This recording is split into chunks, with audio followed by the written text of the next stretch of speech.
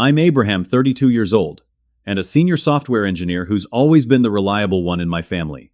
Last Christmas, I decided to go all out and surprise everyone with an $8,000 luxury mountain chalet, a dream vacation I'd been planning for months. Then 3 weeks before the holiday, they uninvited me from my own gift because they didn't want my girlfriend there but still expected me to foot the bill. The shock and hurt I felt was indescribable, but what happened next changed everything. Before I tell you how I turned this Christmas catastrophe around, let me know where you're watching from, and don't forget to like and subscribe if you've ever had to stand up to family who took you for granted. Growing up, I was always the responsible one in our household. While my siblings were out living their best lives, I was the kid with the savings account, the straight A's, and the part-time job. My parents used to joke that I was born middle-aged. But that responsibility followed me into adulthood and somehow transformed from a personality trait into an expectation that I would be the family safety net. My journey from struggling college student to senior software engineer wasn't easy. I put myself through college, working 2 jobs while maintaining a scholarship. After graduation, I lived in a tiny studio apartment and ate ramen for dinner most nights, while I paid down my student loans and built my career. I worked 60-hour weeks, took every professional development opportunity, and slowly climbed the ladder at my tech company. Now, 8 years later, I have a comfortable salary, a nice condo in the city, and financial stability my family members have never achieved. And they know it. Over the years, I've become the go-to person whenever anyone in my family faces a crisis. When my older brother Jason lost his job 3 years ago, I covered his mortgage for 4 months. When my sister Natalie's car broke down last year, I helped her with the down payment for a new one. When my parents' roof started leaking, I paid for the repairs. I never minded helping out their family after all, but looking back, I can see how the dynamic shifted from gratitude to expectation. Let me tell you about my family so you'll understand how we got here. Jason is 35, my older brother by 3 years. He's always been charismatic and popular, the life of every party, but responsibility isn't his strong suit. He's jumped from job to job, always with big dreams that never quite materialize. He's married to Rebecca, who has expensive taste and strong opinions about how everyone should live their lives. They have 2 kids, Emily, who's 8, and Lucas, who's 6, whom I adore. My younger sister Natalie is 29, sweet, but easily influenced by others, especially her husband Derek. Derek is obsessed with status and appearances. He works in finance and spends most of his conversations name-dropping or humble bragging about their latest purchase. They have a 4-year-old daughter, Sophie, who's the spitting image of Natalie when she was little. My parents, Harold and Martha, are in their 60s now and semi-retired. Dad was a high school teacher, Mom a nurse. They're kind people, but conflict-averse to a fault. Their primary goal, in any family disagreement, is to keep the peace, regardless of who's right or wrong. This has meant that over the years, the person who complains the loudest usually gets their way, and that person is rarely me. Despite the financial imbalance, I've always enjoyed our family holidays. Christmas especially has been important to me since childhood. Mom would decorate every inch of the house. Dad would dress as Santa even after we were too old to believe, and we'd spend the day playing games and eating too much food. As adults, we've maintained many of those traditions, rotating hosting duties between our homes. This past year has been significant for me personally because I met Grace. She's 31, a clinical psychologist with a wry sense of humor and a kindness that still catches me off guard sometimes. We met at a friend's barbecue in May and have been inseparable since August. Grace is the first person I've dated who feels like she could be my future, and I was excited for her to experience a full family Christmas with us. My family had met Grace briefly at my birthday dinner in September, but the evening was rushed and chaotic. Jason and Rebecca arrived late and dominated the conversation with stories about their recent vacation. Natalie and Derek had to leave early because their babysitter canceled. My parents were pleasant but distracted by a neighbor's medical emergency they'd heard about right before arriving. Nobody really took the time to get to know Grace, and I left feeling disappointed, but determined to create a better opportunity for everyone to connect. That's when I got the idea for the chalet. I wanted this Christmas to be special, a chance for my family to really get to know Grace in a relaxed setting, away from the usual holiday chaos. I wanted to create new memories in a beautiful place, with everyone I cared about together. And yes, I'll admit, part of me wanted to do something impressive to show Grace that my family could be warm and fun and welcoming. I spent weeks researching the perfect location. I wanted somewhere with snow guaranteed close enough to skiing for those interested, but with plenty of other activities for the non-skiers. I wanted a place big enough that no one would feel cramped with enough bathrooms to avoid morning arguments. I wanted a real Christmas tree, and a stone fireplace where we could hang stockings. And when I found the mountain chalet online with its wooden beams and panoramic views, I knew it was perfect. The look on my family's faces when I first told them about my surprise during our Sunday dinner in October was everything I'd hoped for.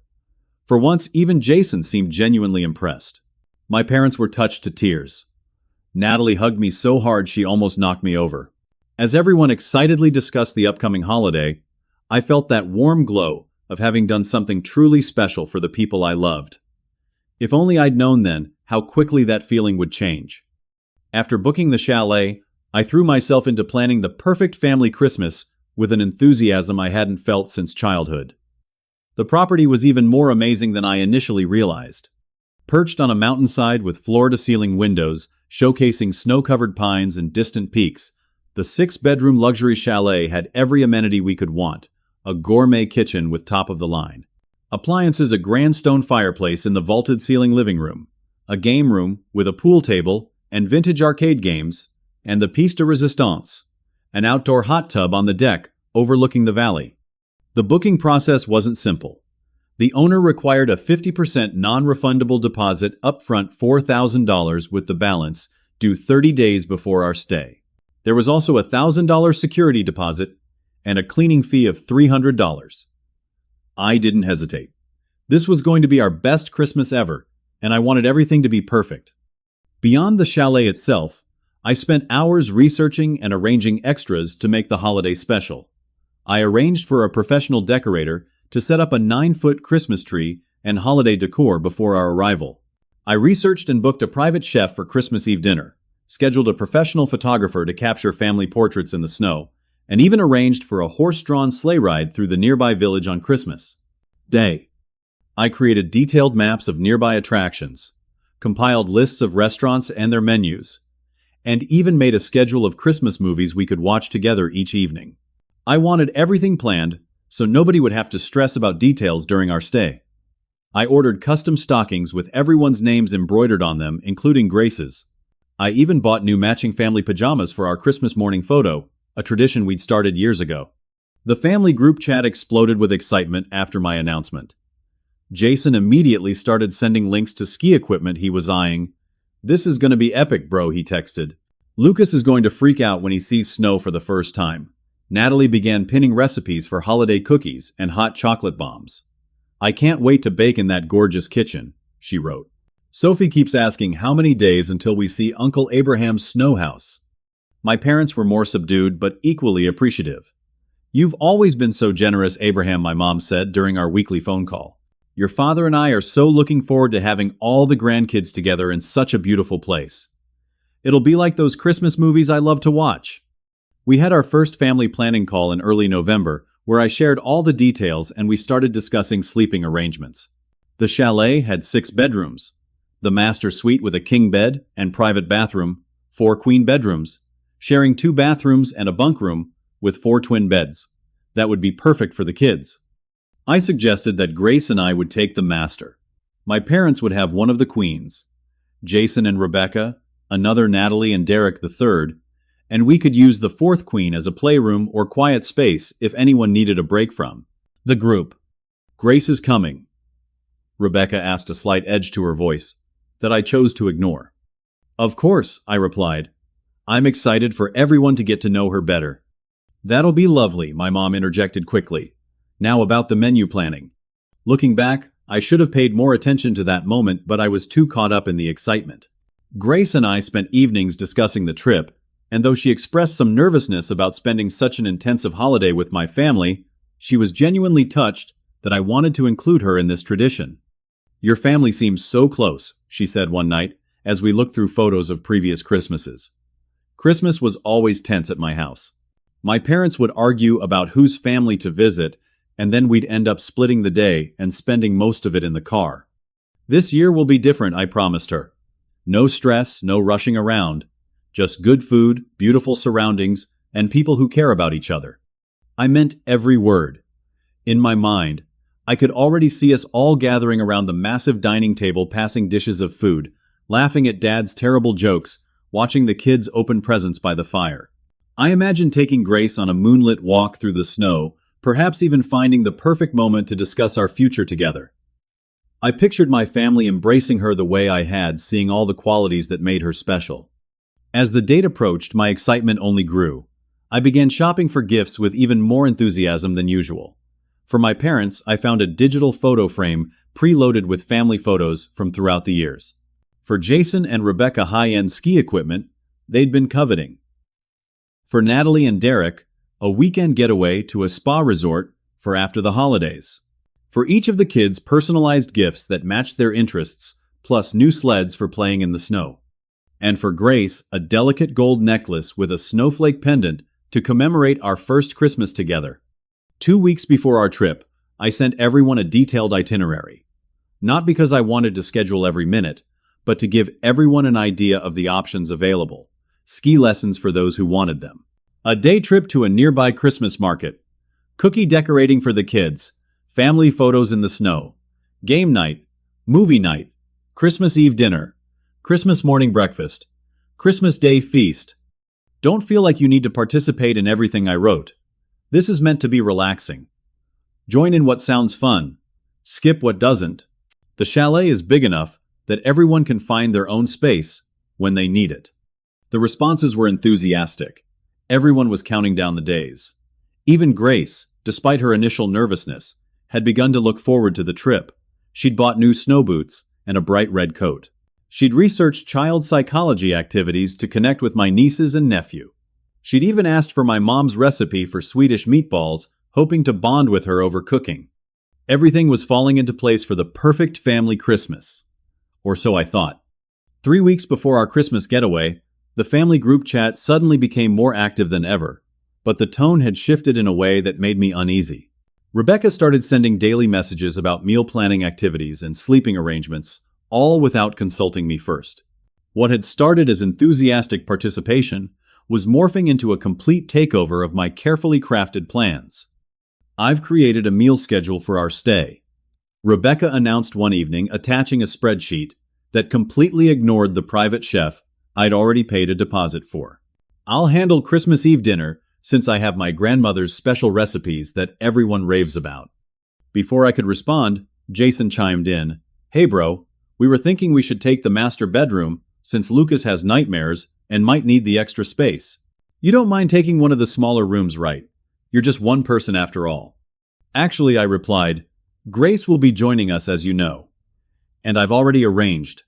About that, Jason interrupted. Rebecca was thinking the kids might be overwhelmed with too many new people.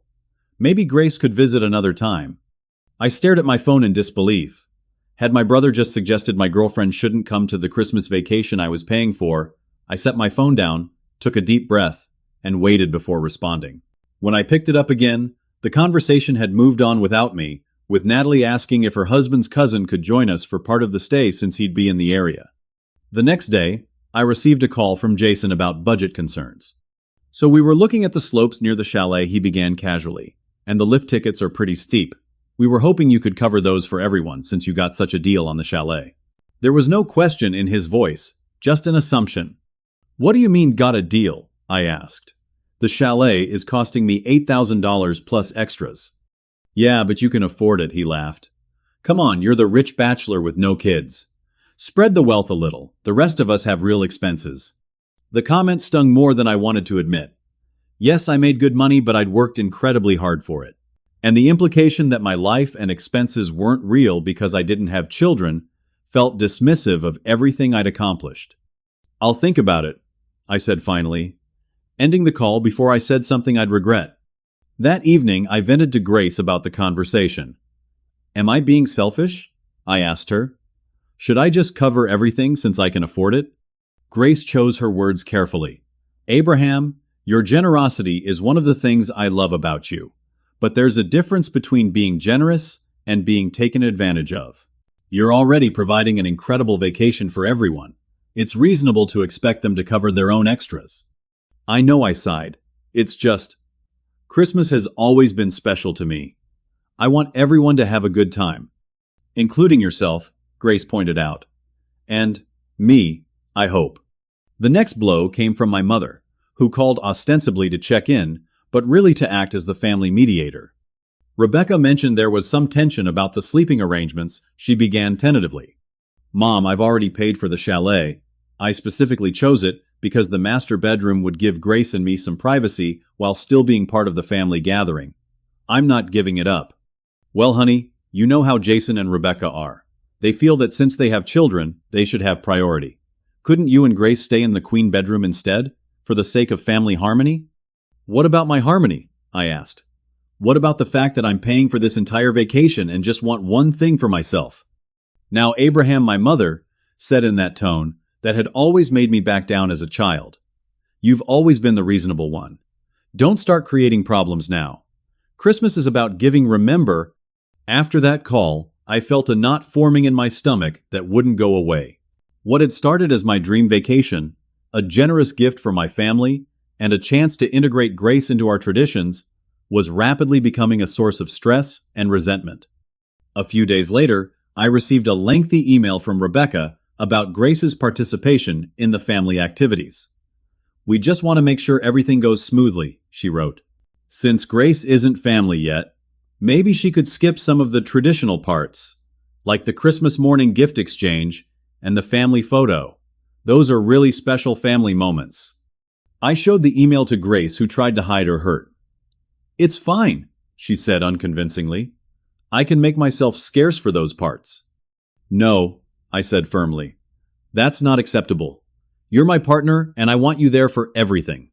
But the damage was done. Grace was now anxious about the trip, worried about being an outsider in a family that seemed increasingly unwelcoming. And I was beginning to dread what should have been a joyful holiday. The situation came to a head during a family video call the following weekend. What was supposed to be a fun planning session quickly devolved into a litany of demands and complaints. Jason and Rebecca dominated the conversation, dictating everything from menu changes to activity schedules. Natalie and Derek chimed in occasionally with their own requests.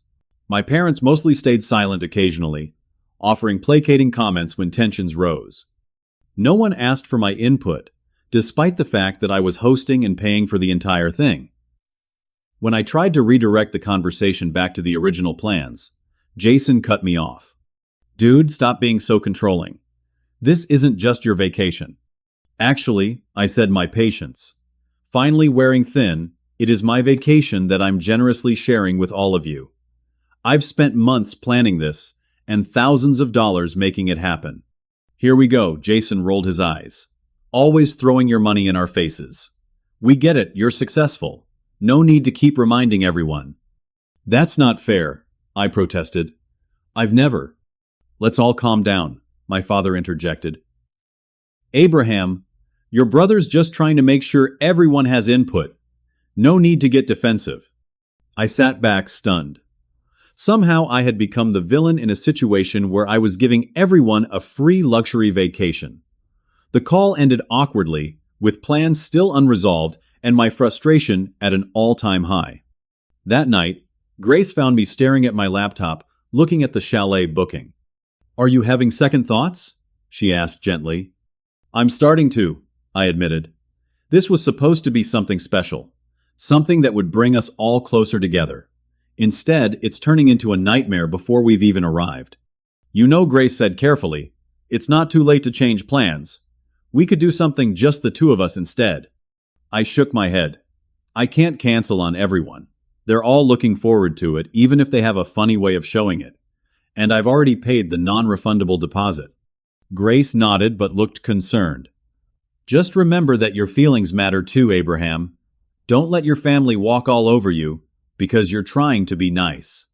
I should have listened to her then, but old habits die hard, and I was still clinging to my fantasy of the perfect family Christmas.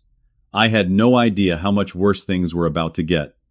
The bombshell dropped on a Tuesday evening 11 days before we were set to leave for the chalet. I was working late, trying to tie up loose ends before my vacation, when my phone lit up with a family group video call request. Thinking it was about last-minute planning details, I accepted without hesitation. Everyone was already on the call. My parents looking uncomfortable. Jason and Rebecca sitting close together with stern expressions, Natalie and Derek in the background of their frame, avoiding eye contact. The knot in my stomach tightened instantly. Abraham Rebecca began clearly designated as the spokesperson. We've all been talking, and we think it would be best if Grace didn't join us for Christmas this year. He blinked certain. I'd misheard. Excuse me. It's nothing personal, she continued smoothly. It's just that Christmas is such an intimate family time, and well, you and Grace haven't been together that long. We don't really know her yet. That's the whole point of including her, I said, my voice rising despite my efforts to stay calm, so you can get to know her better. Jason jumped in. Look, bro, holidays can be intense. What if things get awkward? What if you guys break up next month? Then we all have these Christmas memories with someone who's not even in your life anymore. We're not breaking up, I said firmly.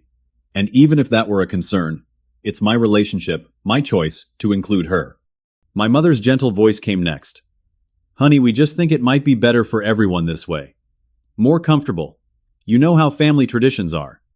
I looked at their faces on my screen, searching for any sign that this was some kind of bizarre joke. Finding none, I asked the question, whose answer I already feared. So, you're uninviting Grace from the Christmas vacation that I planned and paid for. An uncomfortable silence followed before Rebecca spoke again. Well, when you put it like that, it sounds harsh. We're just suggesting a small adjustment to the plans. Then came the twist of the knife. Jason leaned forward, a too casual smile on his face. Of course, we still want to use the chalet. Everything else can go ahead as planned. You're still coming, right? Maybe you and Grace could do something special another time. The realization hit me like a physical blow. They wanted my money and the luxury vacation I'd provided, but they didn't want me to bring the person who mattered most to me. In that moment, something fundamental shifted in my understanding of my family dynamic. Let me get this straight, I said slowly. You want me to uninvite my girlfriend from the Christmas vacation that I'm paying for, but you all still plan to enjoy the $8,000 chalet that I booked? Natalie, speaking for the first time, attempted damage control. When you say it like that, it sounds terrible. We love you, Abraham. We want you there. We're just not sure about Grace being included in such an important family holiday yet. My father cleared his throat. Son, I know this is disappointing, but sometimes we need to make sacrifices for family harmony. Rebecca and Jason feel strongly about this, and they do have the children to consider. I sat in stunned silence, the magnitude of the betrayal washing over me. Not only were they excluding Grace, but my own parents were taking their side. No one was standing up for me, or acknowledging the incredible generosity I'd shown in creating this vacation in the first place. I need to think about this, I said finally, and ended the call before anyone could respond. I sat at my desk for nearly an hour afterward, emotions cycling between hurt anger and disbelief. When I finally called Grace to tell her what happened, my voice was shaking. They said what she exclaimed. Abraham, that's incredibly hurtful. Not just to me, but to you. You're the one making this whole vacation possible. I know I said the reality of the situation still sinking in. I just can't believe they would do this. After everything I've done for them over the years. Grace's voice softened. This isn't about me, not really. I can handle not being included in a family Christmas. What bothers me is how they're treating you. They're taking your generosity for granted in a major way. That night, I barely slept. I lay awake, replaying years of interactions with my family, seeing patterns I'd previously ignored. The times Jason had borrowed money without repaying it. The times Rebecca had criticized my life choices while simultaneously benefiting from my success. The times my parents had expected me to make peace by giving in regardless of who was actually in the wrong. By morning I felt hollowed out but strangely clear-headed. I called in sick to work and spent the day alone in my apartment thinking.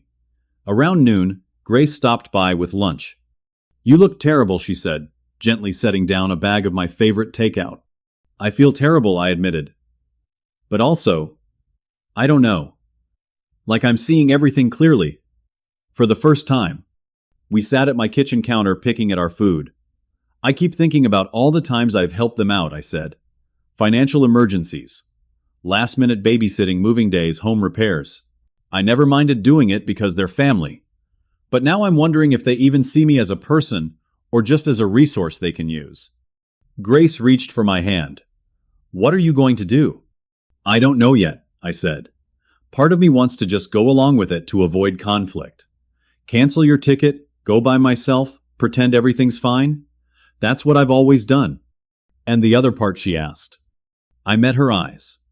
The other part wants to stand up for myself for once, to show them that they can't treat me this way, and still expect me to provide for them. I think you know which option is healthier for you in the long run, Grace said. But whatever you decide, I'll support you.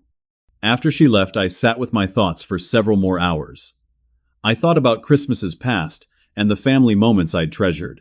I thought about how I'd felt planning this vacation, excited, generous, looking forward to creating special memories.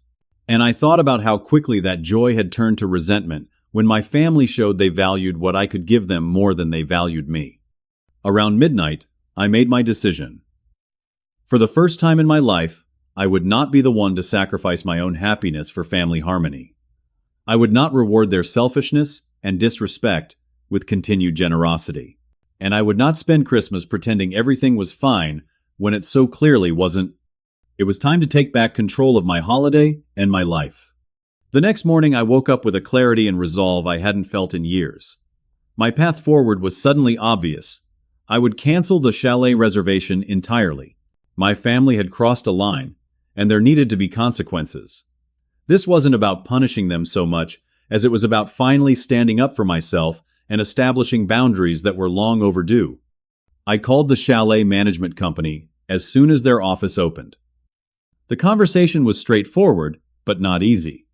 I understand I'll lose my $4,000 deposit.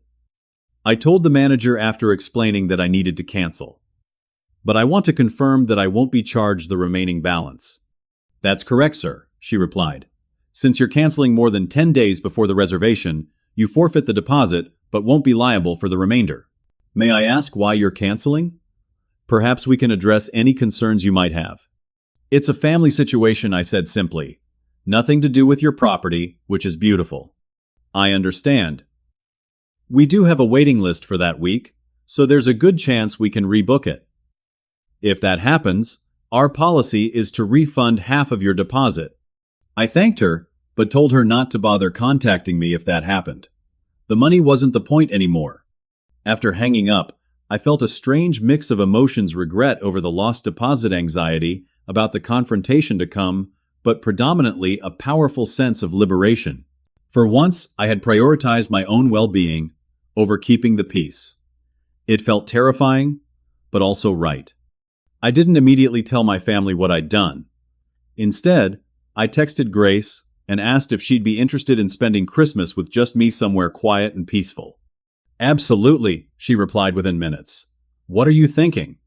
By that afternoon, I'd booked a cozy 2-bedroom cabin about 3 hours from the city in the opposite direction from the now-canceled chalet. It was rustic but charming, with a fireplace, a small hot tub on the deck, and a view of a frozen lake. At $1,200 for the week, it was a fraction of what the chalet had cost, but it looked perfect for the two of us. I spent the rest of the day shopping online for new Christmas decorations for our cabin, ordering groceries for delivery, and planning simple, relaxing activities we could enjoy together. For the first time since this whole ordeal began, I felt excitement about the holidays again. My phone buzzed repeatedly with messages from the family group chat. They were discussing final details for the chalet trip, completely oblivious to what I'd done. I muted the conversation without reading the messages. Let them live in their bubble a little longer. 2 days passed. The family chat continued to be active with plans and questions, none of which I responded to. Finally, Jason sent me a direct message. Hey bro, need you to send the confirmation details for the chalet. Rebecca wants to call them about some special requests. I didn't respond. The next morning my mother called. Abraham, honey, is everything okay? You've been quiet in the group chat. Jason said he texted you about the chalet confirmation and didn't hear back. I'm fine, Mom, I said calmly. Just busy with work. Oh, good. We were starting to worry. Can you send those chalet details when you get a chance? Everyone's getting excited about the trip. I'll handle it soon, I said vaguely and changed the subject. Another day passed. The messages from my family became more frequent and increasingly concerned. Natalie texted to ask if I was upset about the Grace situation and whether we could talk about it. I replied with a simple, "Nothing to talk about," and left it at that. Finally, 5 days after canceling the reservation, and 6 days before we were supposed to leave for the chalet, Jason called. When I didn't pick up, he called again, and again. On the fourth call, I answered. "What's going on?" he demanded without preamble. "We're trying to finalize everything for next week, and you're ghosting us. The chalet management isn't responding to Rebecca's emails, and we need the check-in information." The moment had arrived. I took a deep breath. "There is no check-in information," I said evenly. "I canceled the reservation 3 days ago." The silence on the other end was so complete, I thought the call might have dropped. Then, "You what?" Jason's voice was a mixture of disbelief and fury. "I canceled it," I repeated. "The trip is off." "You can't do that," he spluttered. "We've all asked for time off work. The kids are expecting it. We've already bought new snow gear." "What the hell, Abraham?" I think you know why I said surprised at how calm I felt. You all made it very clear that while you want the luxury vacation I'm providing, you don't actually respect me or my choices. You uninvited the person who matters most to me from a trip that I planned and paid for. That's not acceptable to me. So this is what revenge, because we hurt your feelings. His tone was dismissive, but I could hear the panic underneath. It's not revenge, I corrected him. It's a consequence. And it's also me choosing to spend my holiday with someone who actually values me as a person, not just as a checkbook. Mom and Dad are going to be devastated, he said, switching tactics. The kids have been counting down the days. How could you do this to them? I'm not the one who created this situation, I reminded him. All of you decided that my relationship wasn't important enough to respect. You can explain to the kids why the trip is canceled. Before he could respond, I added, I need to go. I've got plans to make for my own Christmas. I suggest you all do the same. I hung up and turned off my phone. I knew the flood was coming. Angry calls, guilt-tripping texts, manipulative appeals, and I wanted some time to prepare myself before facing it. Grace came over that evening, and I told her what I'd done. Her eyes widened. Wow, she said, that's decisive. Too much, I asked, suddenly uncertain. She considered for a moment. It's certainly going to cause a stir. But honestly, I think it was the right call. They crossed a major line, and continuing with the trip would have sent the message that how they treated you was okay. That's what I thought too, I said, relieved by her support. I've spent years being the family fixer, the reliable one, the human ATM. Maybe it's time they learned I have limits. When I turned my phone back on the next morning, it was as expected, 27 missed calls, 40-plus text messages, and several voicemails, ranging from bewildered to furious. My mother pleading for me to reconsider, my father expressing deep disappointment, Natalie asking if we could talk it through, and Jason. Well, Jason's messages weren't fit to repeat. I sent a single message to the family group chat. I've made my decision, and it's final. The chalet reservation has been canceled. I will not be providing an alternative vacation or financial compensation. I'm taking this time to reflect on the family dynamic that led us here, one where my generosity is expected, but my feelings and relationships aren't respected. I hope you all can do the same. I'll be away for the holidays and unreachable until after New Year's. The blank gave on and where. Then I muted the conversation, set my phone to do not disturb, and focused on preparing for my Christmas with Grace.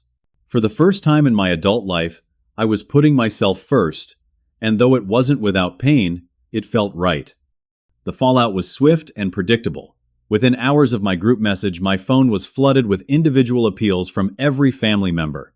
Each took a different approach, but the underlying message was the same: I needed to fix this. My mother left tearful voicemails. Abraham, please call me back. I don't understand why you're doing this. We can work something out. The family needs to be together at Christmas. My father's messages were more direct. Son, this is going too far. You're letting pride get in the way of family. Call me back so we can sort this out like adults. Natalie tried for understanding. I get that you're hurt, Abraham. I really do.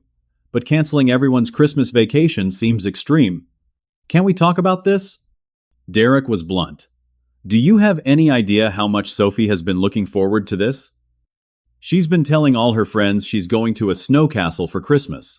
How am I supposed to explain this to a 4-year-old? Jason and Rebecca's responses were the most volatile.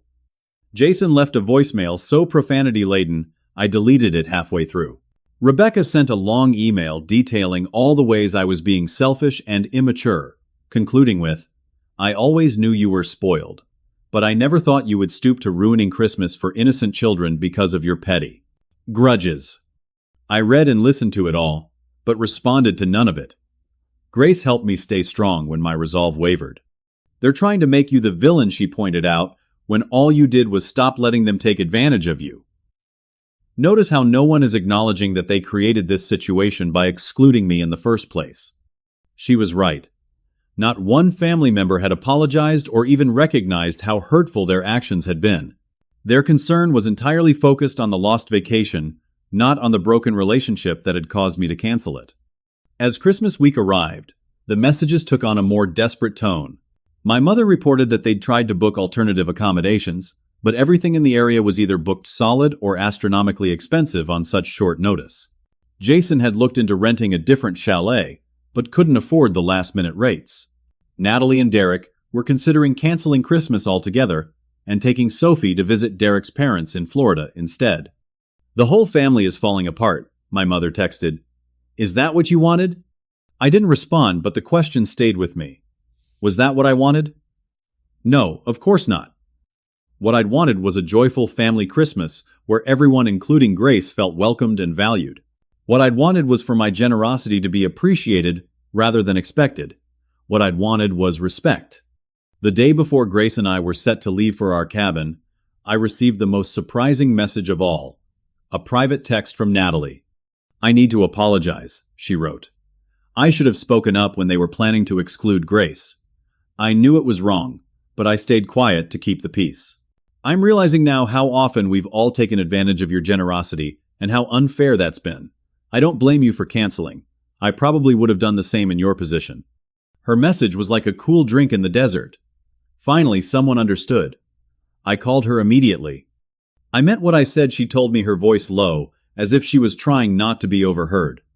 The way the family has been talking about you this week, it's opened my eyes to some unhealthy patterns. They're making you out to be the bad guy, but honestly, I think you just reached your breaking point. Thank you for saying that. I said, genuinely moved. It means a lot to hear someone acknowledge what actually happened. For what it's worth, she added, I really was looking forward to getting to know Grace better.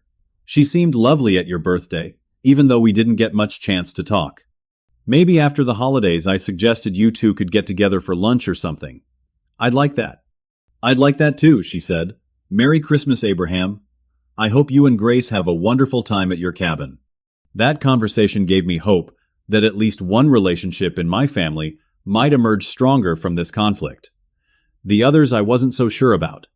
Grace and I left for our cabin the next day, deliberately taking a route that wouldn't require us to drive past my parents' house or my siblings' neighborhoods.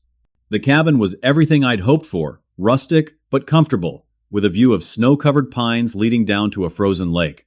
We spent that first evening decorating a small Christmas tree I'd ordered, hanging stockings by the stone fireplace, and cooking dinner together in the compact kitchen.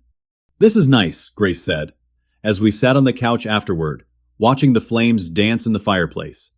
Just us, no drama, no walking on eggshells. It is nice, I agreed, though I still feel guilty sometimes. About the kids especially. That's because you're a good person, she said. But remember, you didn't cancel Christmas. You just canceled one specific vacation. Your family is still free to celebrate together, just not at your expense. On Christmas Eve, we spent the day exploring the small town near our cabin, had lunch at a charming local restaurant, and then returned to exchange one gift each, a tradition from Grace's family that I was happy to adopt. I gave her the snowflake necklace I'd bought weeks earlier. She gave me a leather-bound journal with a note inscribed on the first page, for new beginnings and authentic stories.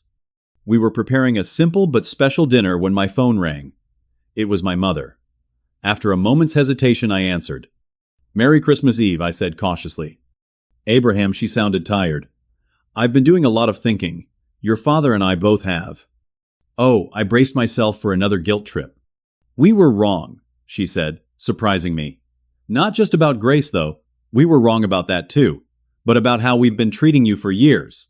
We've taken your generosity for granted. We've expected you to always be the one who gives, who compromises, who makes things right when there's conflict." I sat down, stunned by this unexpected turn.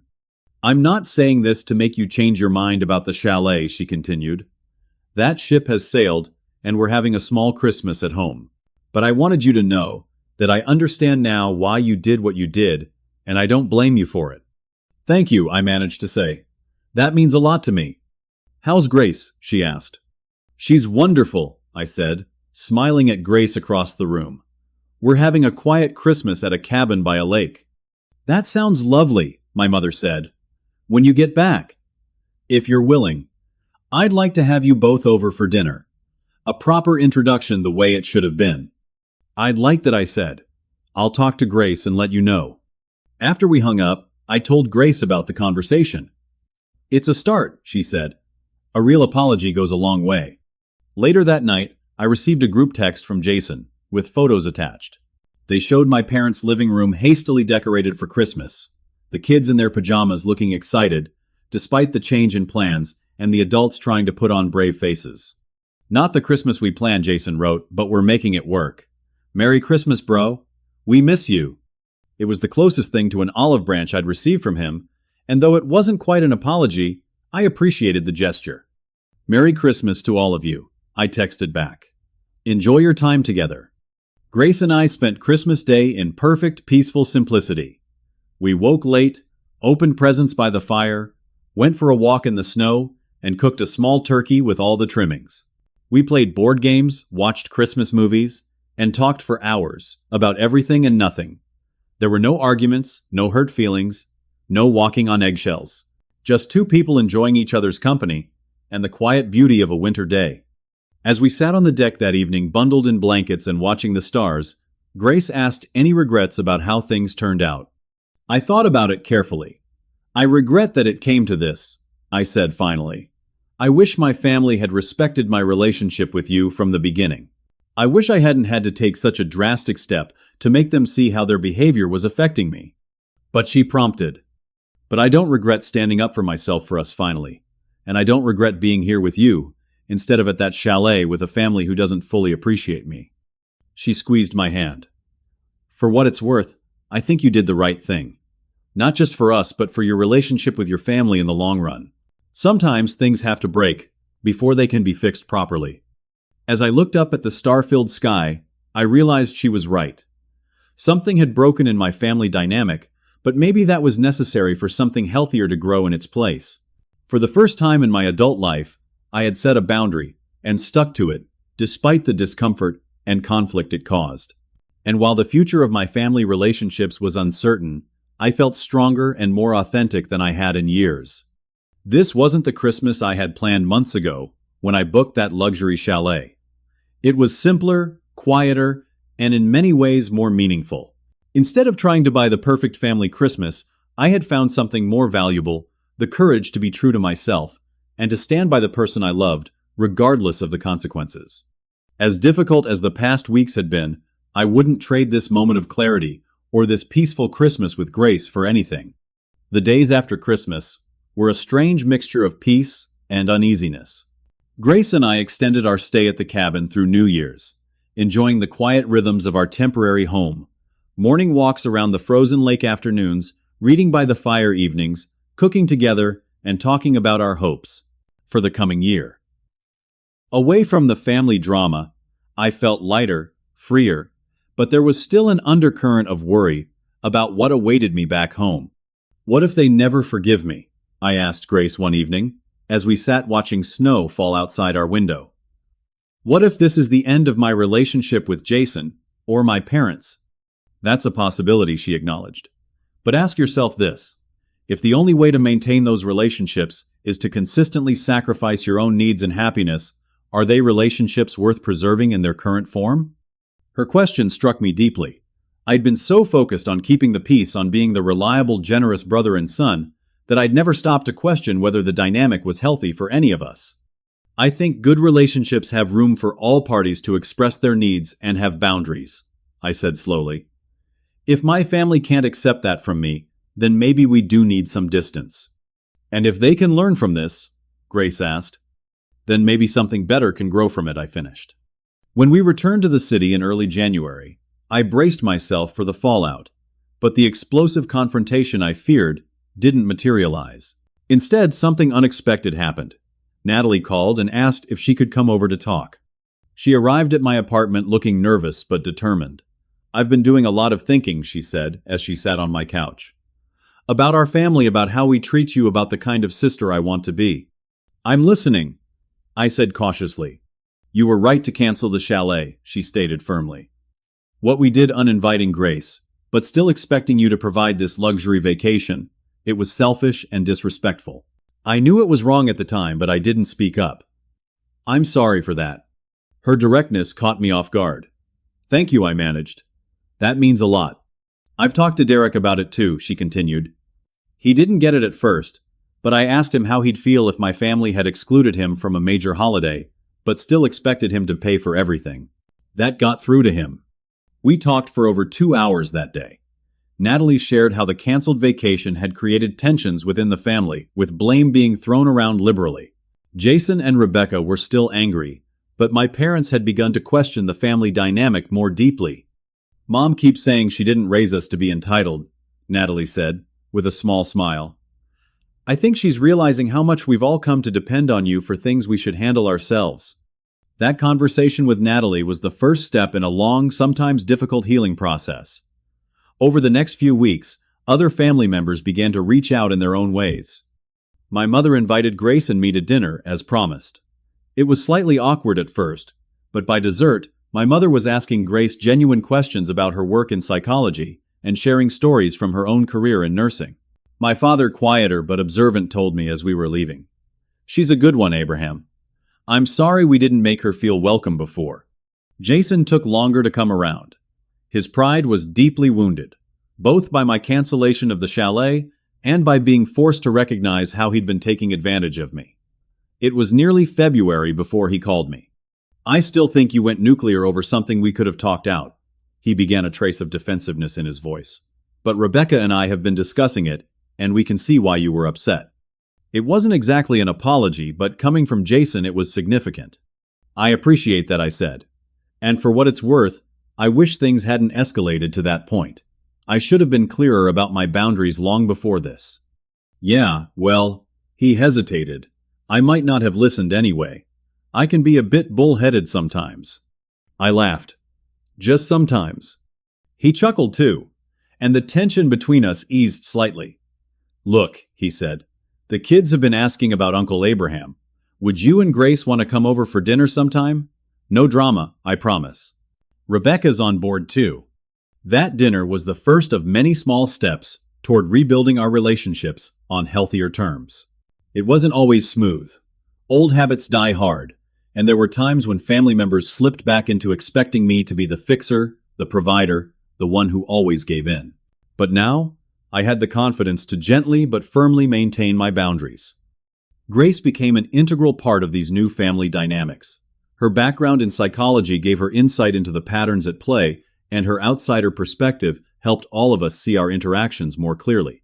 By spring, she was no longer Abraham's girlfriend, but a valued member of the family in her own right. As for me, the Christmas chalet incident became a watershed moment in my personal growth.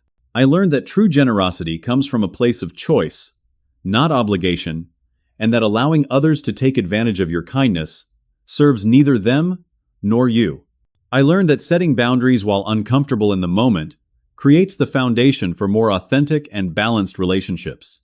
And perhaps most importantly, I learned that my worth as a brother, son, and partner isn't measured by what I provide materially, but by showing up authentically and expecting the same respect I give to others. By the time the next holiday season approached, things had shifted dramatically in our family. Planning for Thanksgiving at my parents' house involved open discussions about expectations, contributions, and boundaries. Christmas was to be hosted by Jason and Rebecca, with everyone contributing what they could financially and otherwise to make it special. Grace and I decided to host New Year's Eve at our place. Yes, our place she moved in with me in October. It felt right to close out a year of such profound change by welcoming family into the home we now shared. As I helped Grace hang decorations for our New Year's party, I reflected on the journey of the past year. You know, I said, if someone had told me last Christmas that being uninvited from my own chalet would end up being one of the best things to happen to me, I'd have thought they were crazy. Sometimes the most painful moments lead to the most necessary growth. Grace replied, standing on tiptoe to hang a string of lights. You took a stand when it would have been easier to give in, and look what came from it. She was right. That painful decision had rippled through my life in unexpected ways, strengthening not just my family relationships, but my sense of self-worth and my ability to advocate for my own needs. The $8,000 I lost on that chalet deposit, I now consider it an investment in the healthiest, most authentic version of myself and my family connections. If you're watching this and recognizing similar patterns in your own life, whether with family, friends, or colleagues, I want you to know that it's never too late to establish boundaries. Yes, it's scary. Yes, it may cause conflict initially. But the alternative, a lifetime of resentment and self-sacrifice, exacts a far higher price. True family, true connection, isn't about what you can provide or what role you play. It's about mutual respect, genuine care, and the freedom to be your authentic self. Sometimes, as I learned, you have to be willing to walk away from a situation to show others and yourself what you truly deserve. Has someone in your life ever taken your generosity for granted? How did you handle it? Share your story in the comments below. And if this video resonated with you, please hit that like button, subscribe to hear more real-life experiences, and share with someone who might need to hear this message today. Remember, standing up for yourself isn't selfish. It's the foundation of healthy relationships. Thank you for listening, and I wish you the courage to create the authentic connections you deserve.